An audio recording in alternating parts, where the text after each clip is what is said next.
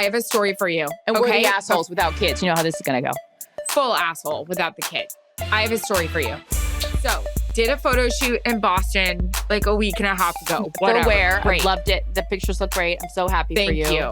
It was so good. So I take a flight home and yes, am I a travel snob? Absolutely, because I constantly live on a plane. But I'll tell you another thing I am. I feel really, really bad for flight attendants because people who do not travel often treat them like shit. They do. And I've had flight attendants come up to me and say they've listened to our podcast. They've heard this before, but they do. They're not your waitress. They're not your concierge. They're not your damn like cruise director. They are there for your safety and well-being. Let me, by the way, show you where the exits are while we're doing this. So I'm on a flight and that Boston flight is 6.5 hours. It is what it is. I watched Encanto for the first time on Disney. It was freaking adorable. I loved it. I don't know what that is. We don't talk about Bruno. So that's what song. Is that?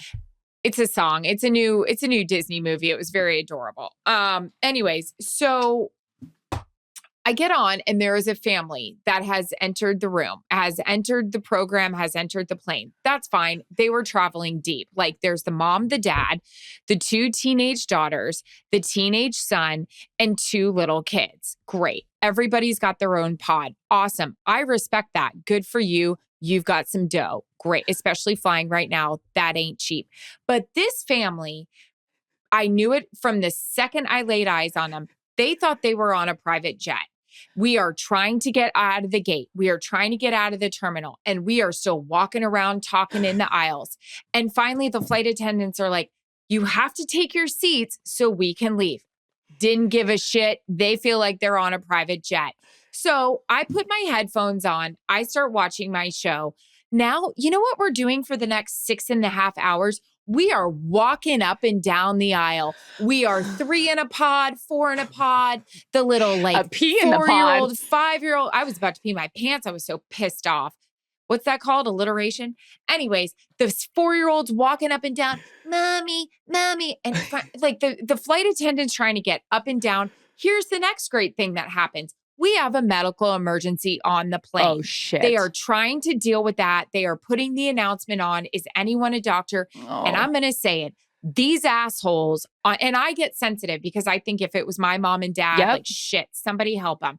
These assholes walking up and down the aisle, we're spraying perfume. Oh. Finally, I just said, you guys need to sit down. No, you didn't. This is crazy. I did. I said, there is a medical emergency on this plane.